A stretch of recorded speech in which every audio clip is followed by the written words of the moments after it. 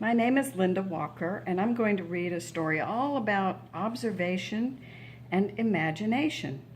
It's called And to Think That I Saw It on Mulberry Street by Dr. Seuss.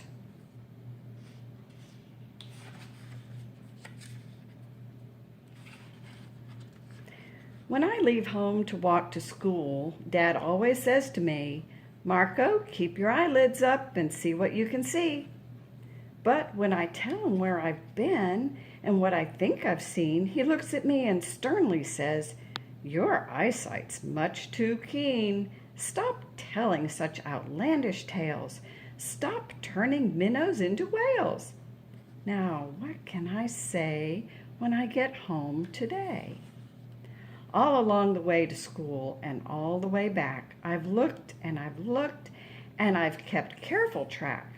But all that I've noticed, except my own feet, was a horse and a wagon on Mulberry Street. That's nothing to tell of. That won't do, of course, just a broken down wagon that's drawn by a horse. That can't be my story. That's only a start. I'll say that a zebra was pulling that cart, and that is a story that no one can beat when I say that I saw it on Mulberry Street. Yes, the zebra is fine, but I think it's a shame, such a marvelous beast with a cart that's so tame. The story would really be better to hear if the driver I saw were a charioteer. A gold and blue chariot, something to meet, rumbling like thunder down Mulberry Street. No, it won't do at all. A zebra's too small. A reindeer is better. He's fast and he's fleet, and he'd look mighty smart on old Mulberry Street. Hold on a minute. There's something wrong. A reindeer hates the way it feels to pull a thing that runs on wheels. He'd be much happier instead if he could pull a fancy sled. A reindeer and sleigh. Say anyone can think of that. Jack or Fred or Joe or Nat, say even Jane could think of that. But it isn't too late to make one little change. A sleigh and an elephant. There's something strange. I'll pick one with plenty of power and size. A blue one with plenty of fun in his eyes. And then, just to give him a little more tone, have a Rajah with rubies perched high on a throne. Say, that makes a story that no one can beat when I say that I saw it on Mulberry Street. But now I don't know. It still doesn't seem right. An elephant pulling a thing that's so light would whip around in the air like a kite, but he'd look simply grand with a great big brass band. A band that's so good should have someone to hear it, but it's going so fast that it's hard to keep near it. I'll put on a trailer. I know they won't mind if a man sits and listens while hitched on behind. But now, is that fair? Is it fair what I've done? I'll bet those wagons weigh more than a ton. That's really too heavy a load for one beast.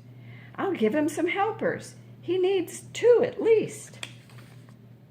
But now what worries me is this. Mulberry Street runs into Bliss. Unless there's something I can fix up, there'll be an awful traffic mix-up.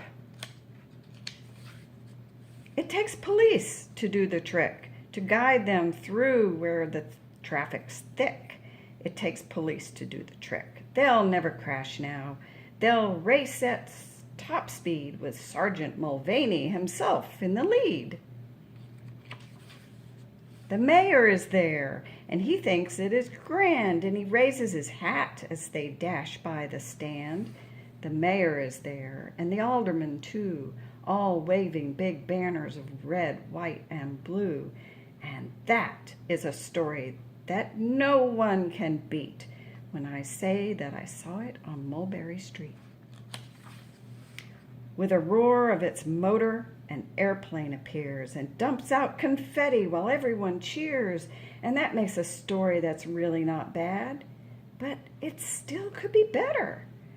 Suppose that I add a Chinese boy who eats with sticks, a big magician doing tricks, a 10-foot beard that needs a comb. No time for more, I'm almost home.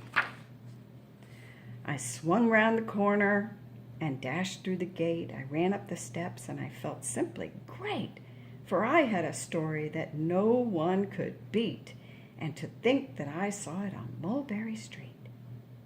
But Dad said quite calmly, "Just draw up your stool and tell me the sights on the way home from school." There was so much to tell, I just couldn't begin. Dad looked at me sharply and pulled at his chin. He frowned at me sternly from there in his seat.